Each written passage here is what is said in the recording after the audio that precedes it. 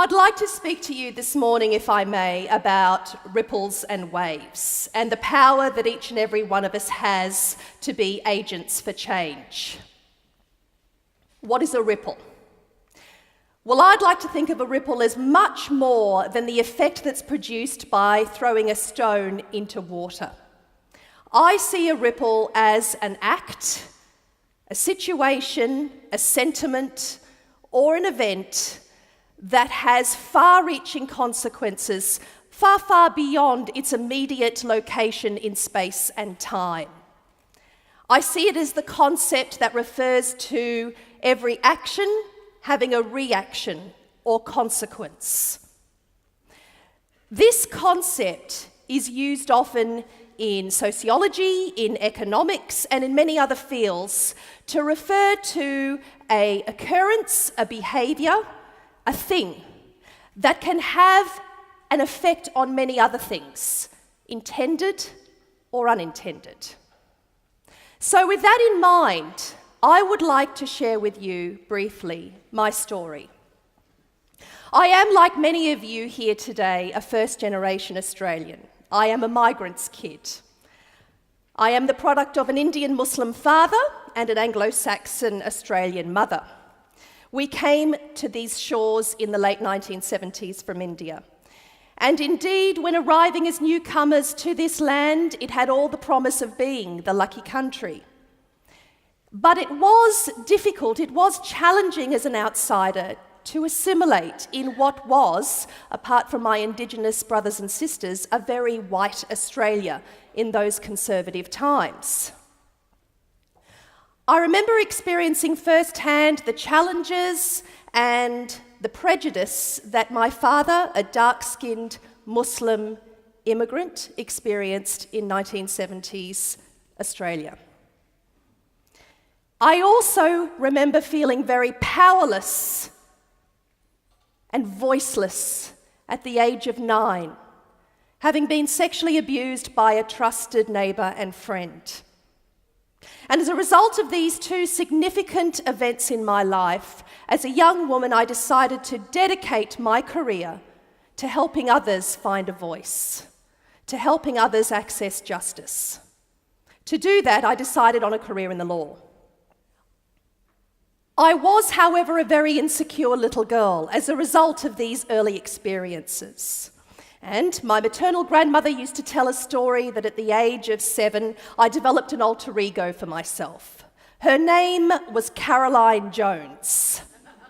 And Caroline was blonde-haired, she was blue-eyed, she was a Catholic. I'm not quite sure why she was a Catholic. I think it's because most of my mates at school were Catholic. But most importantly, Caroline ate ham sandwiches for lunch.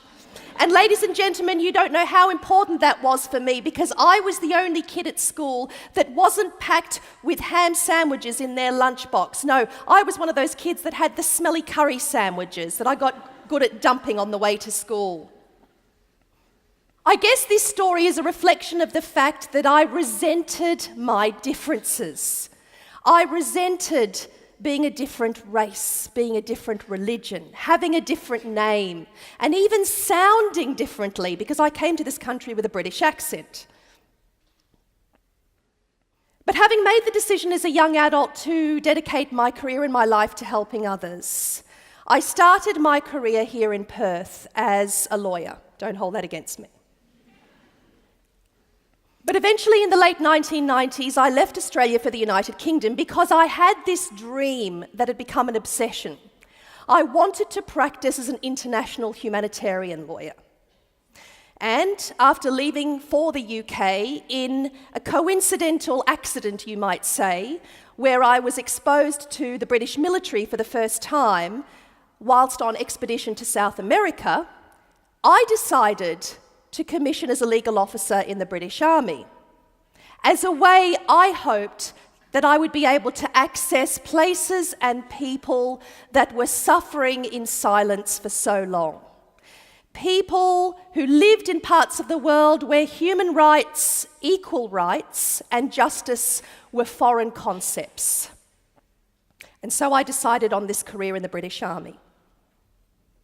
I didn't think when I put my application in that I would stand a chance. What on earth would the British Army want with a foreign, female, Muslim lawyer with absolutely no military exposure? So I threw the application in and forgot. That wasn't until 7 weeks later when I got the fright of my life and I got a call from the head of the Army Legal Services asking me to front up for a selection panel. Amazingly, I was selected to commission, and I will never forget the day when I found out. As soon as I put the phone down to the Army, I rang up my parents here in Perth. My father answered the phone, and I'll never forget, I was so excited, and I said, Dad, you'll never guess what? They've chosen me. I've been commissioned as an officer in the British Army. And I will never, ever forget to this day my dad's concerning, sensitive, tender words in his response. He said something like this, Rabia, don't be so bloody stupid.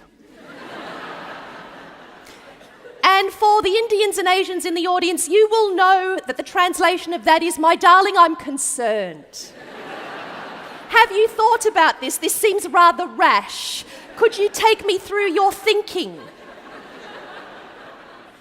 So following this response, I decided that it was probably a good idea to take a quick trip home, sit down with my parents and explain to them face to face why I had decided to take this seemingly barking mad decision.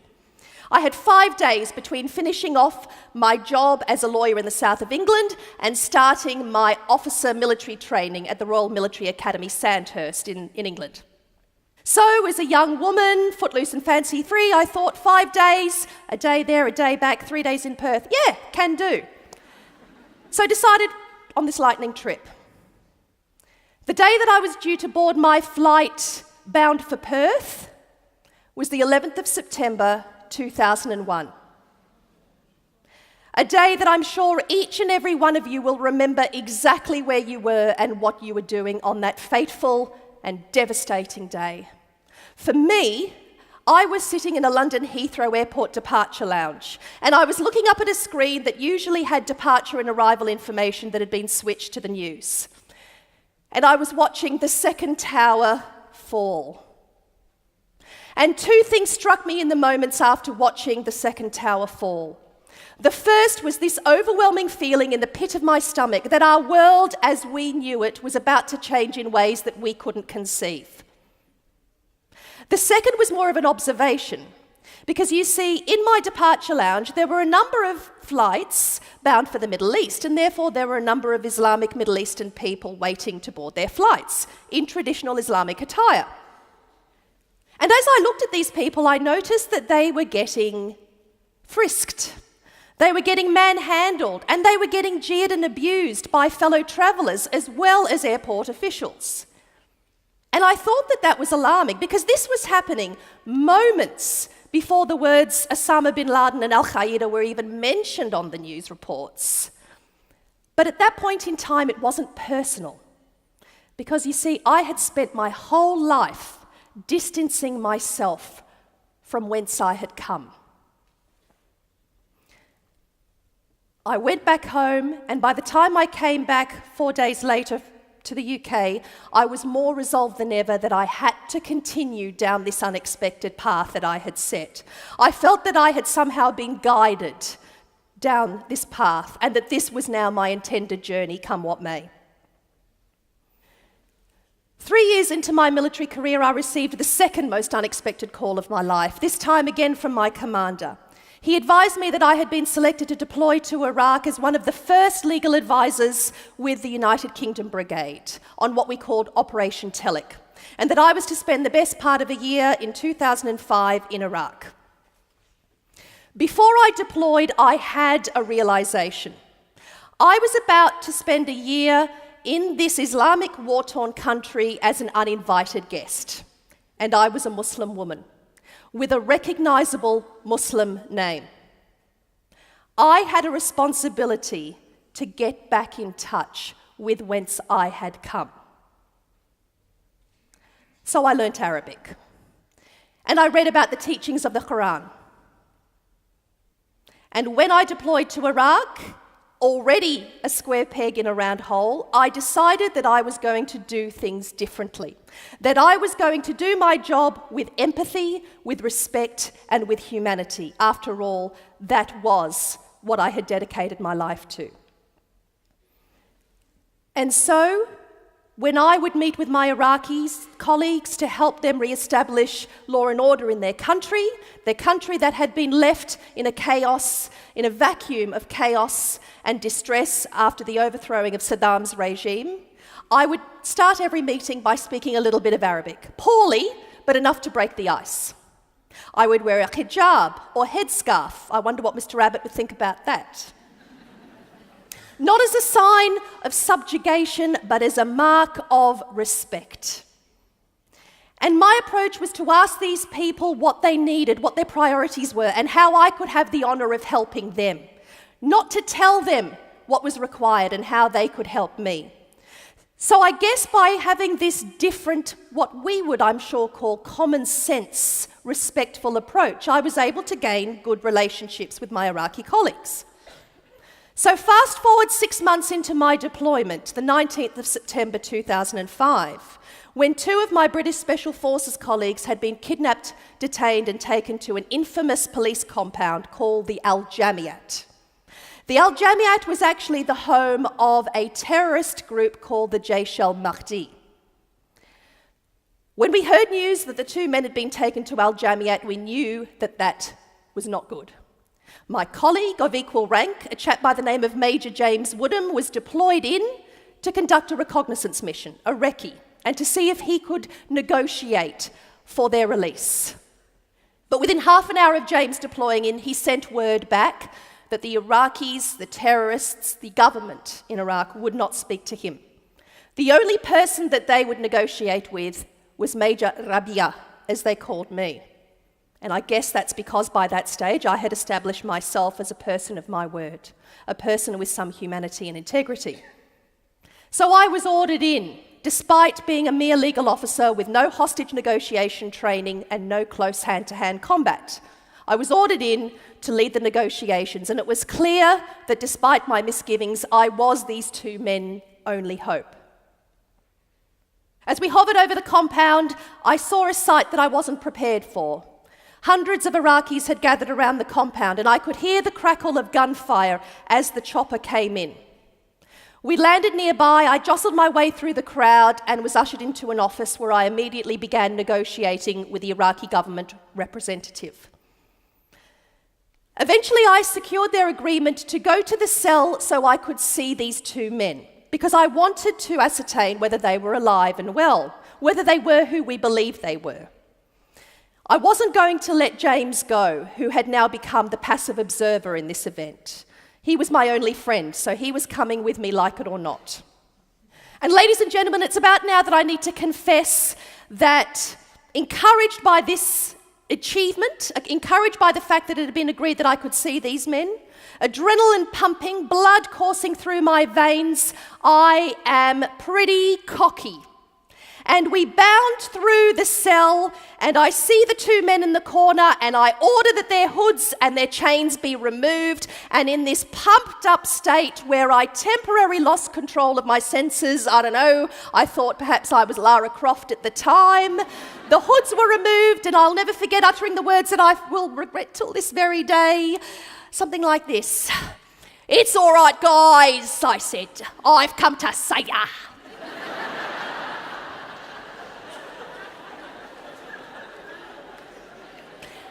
Yeah.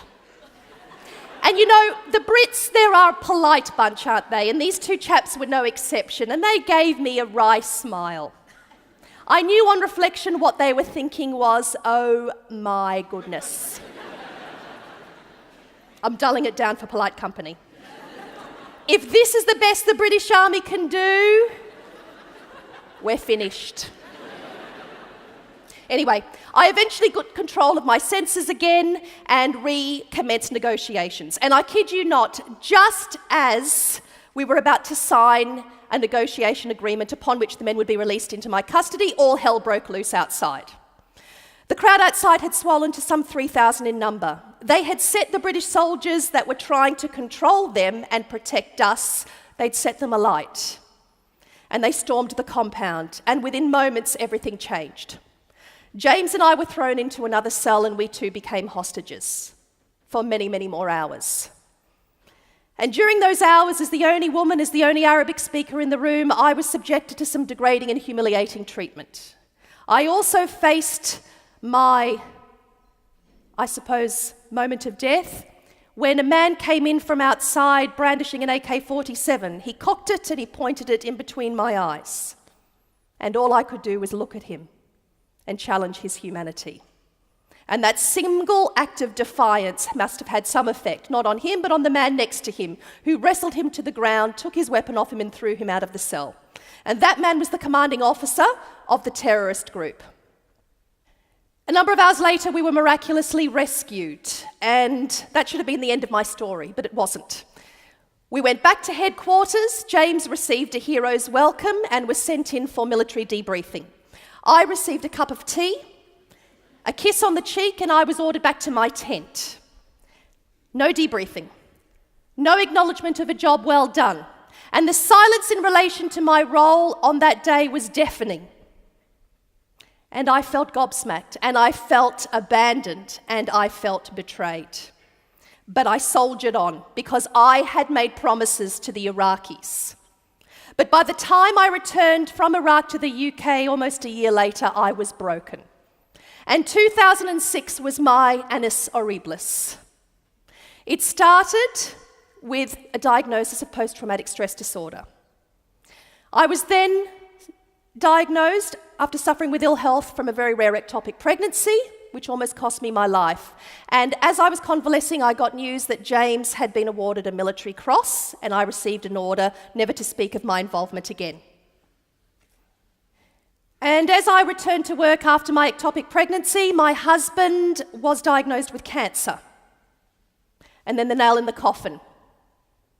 My friend, my colleague in Iraq who had worked on human rights abuses with me, a man by the name of Asaf al-Nahi, had been murdered, leaving behind a lovely young family. Murdered as a result of the work he was doing with me.